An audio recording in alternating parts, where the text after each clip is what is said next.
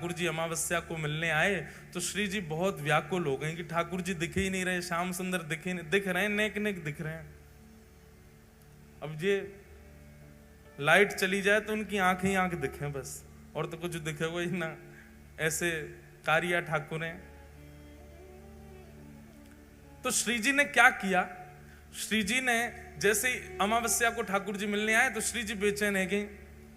अब श्री जी बेचैन भई तो श्री जी के मन में जब कोई आर्त प्रकट होता है, जब कोई बेचैनी आती है तो समस्त प्रकृति श्री जी को प्रसन्न करने में लग जाती है। जैसे ही प्रकृति को पता चला कि भैया श्री जी उदास है रही हैं, तो सबने जाके पूर्णिमा चंद्रमा से कहा, बोले तुम प्रकट हो जाओ। बोले आज अमावस्या, आज कैसे प्रकट है जाऊं, मुझे कुछ श्राप लगो भयो, एक दिन अंतर ध्यान होनो है मुझे। अरे तू देखना रहो श्री जी इतनी व्याकुल रही है, ये उसके मानसिक का चिंतन है, ये लीला कहीं लिखी नहीं है, ये एक बालक की सुनी हुई कथा सुनते सुनते उसका मन में चिंतन आया। तो फिर प्रकृति चंद्रमा से कहने लगे प्रकट हो जाओ, प्रकट हो जाओ। ब्रह्मा जी आ गए, ब्रह्मा जी आकर के बोले नूतन प्रलय हो जाएगा, प्रकृति कभी अपना इरादा नहीं बदल सकती। बोले अब क्या करें, श्री जी को तो हृदय में बेचैनी हो रही है, श्याम सुंदर दिख नहीं रहे।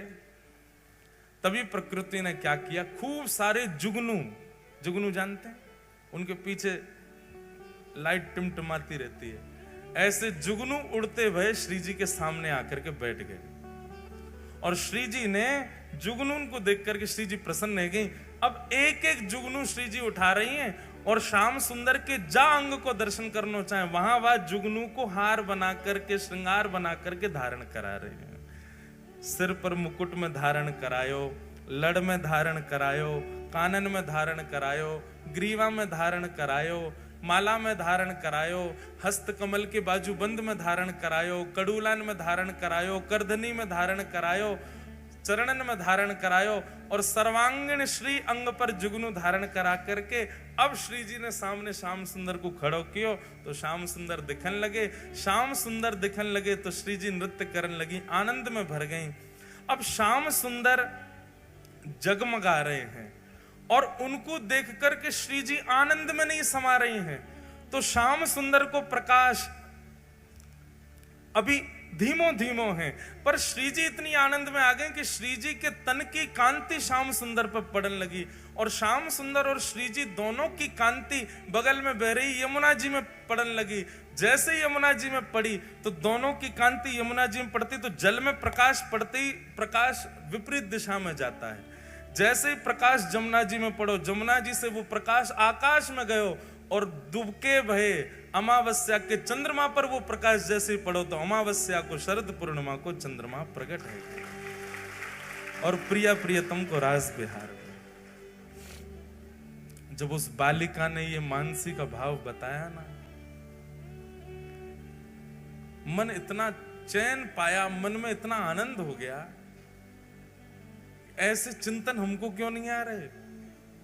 चैन तो ये हुआ कि चलो कथा सुन करके अब इनके चित्त में मानसी भाव तो आता है, पर बेचैनी हो रही है कि अब हमारे भी आवे कुछ ना कुछ भाव हमें, और आते हैं। कई बार कथाओं में ऐसे ऐसे भाव प्रकट होते हैं जो कहीं नहीं लिखे, कहां से आते हैं?